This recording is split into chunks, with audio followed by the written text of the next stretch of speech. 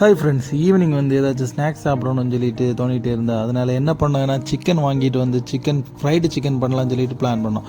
அதுக்கு நாங்கள் ஃபஸ்ட்டு என்ன பண்ணோன்னா தயிர், அதுக்கப்புறமா வந்து கார்ன்ஃப்ளவர் மாவு, மைதா மாவு, இஞ்சி பூண்டு பேஸ்ட்டு, அதுக்கப்புறம் பெப்பர் பொடி, அதுக்கப்புறமா வந்து 2 முட்டை, இதை இவ்வளோத்தையும் போட்டுட்டு நல்லா மிக்ஸ் பண்ணோம். நல்லா மிக்ஸ் பண்ணி அது வந்து டோட்டலாக அந்த மாவு நல்லா மிக்ஸ் ஆகுறது வரைக்கும் நல்லா மிக்ஸ் பண்ணிவிட்டு, அதுக்கப்புறமா என்னென்னா இதில் வந்து கொஞ்சம் மல்லிப்பொடி, அதுக்கப்புறமா கொஞ்சம் மிளகா பொடி, இதை 2ஐயும் போட்டுட்டோம்.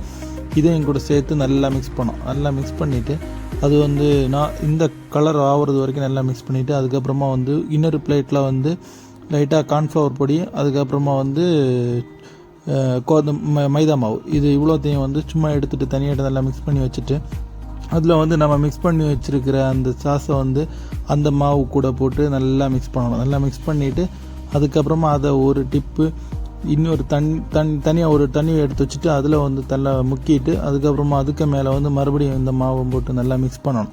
மிக்ஸ் பண்ணிவிட்டு இதே மாதிரி மொத்த சிக்கனையும் இந்த மாதிரி ப்ரொசீஜரில் கரெக்டாக மிக்ஸ் பண்ணி வச்சுட்டு, அது வந்து கொஞ்சம் செட் ஆகிறதுக்கு வேண்டி தனியாகிட்டு கொஞ்சம் ஒரு ½ அன் ஹவர் போல் அதை தனியாகிட்டு எடுத்து வைக்கணும். வச்சுட்டு அதுக்கப்புறமா வந்து இது கொஞ்சம் அந்த மசாலா உள்ளாடி ஊறினதுக்கு அப்புறமா வந்து அதை வந்து தனியாகிட்டு ஒரு இன்னொரு மாவில் மறுபடியும் ஒரு டிப் பண்ணிவிட்டு, அதுக்கப்புறமா வந்து கரெக்டாக எண்ணெயை வந்து அடுப்பை ஃபுல் ஃப்ளேமில் வச்சுட்டு எண்ணெய் நல்லா காய்கிறது வரைக்கும் கொஞ்சம் அப்படி வெயிட் பண்ணிகிட்டு இருந்துட்டு, ஃபுல்லாக எண்ணெய் காஞ்சதுக்கப்புறமா வந்து இதை வந்து கரெக்டாக ஒவ்வொரு நட்டு போட்டுட்டு ஒரு 5 நிமிஷம் 6 நிமிஷத்துக்குள்ளாடி இது கிளியராக வந்துடும். செம சாஃப்டாக வந்துடும்.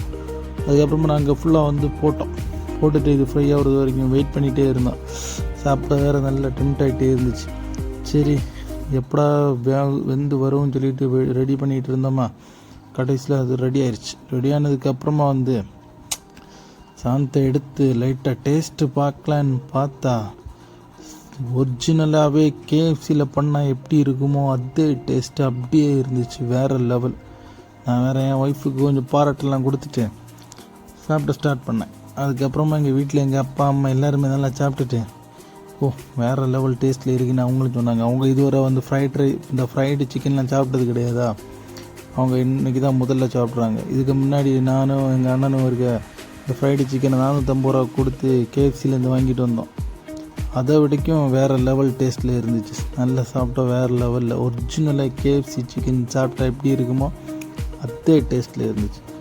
அதுக்கப்புறமா நான் வந்து ஒரு பீஸ் எடுத்துகிட்டு, சரி வீடியோக்கு வேண்டி ஒரு போஸ்ட் கொடுத்துட்டு சாப்பிட்லான்னு சொல்லிட்டு எடுத்து சாப்பிட்டா, உண்மையாக சொன்னேன், ஒரிஜினல் கேஎஃப்சி எப்படி இருக்குமோ அந்த டேஸ்ட்டுக்கு அப்படி இருந்துச்சு. எங்கள் சேனலை கொஞ்சம் சப்போர்ட் பண்ணுங்கள், வீடியோவுக்கு கொஞ்சம் லைக் பண்ணுங்கள், உங்களுக்கு முடிஞ்ச அளவு யாருக்கெல்லாம் ஷேர் பண்ண முடியுமோ ஷேர் பண்ணுங்கள். பாய்.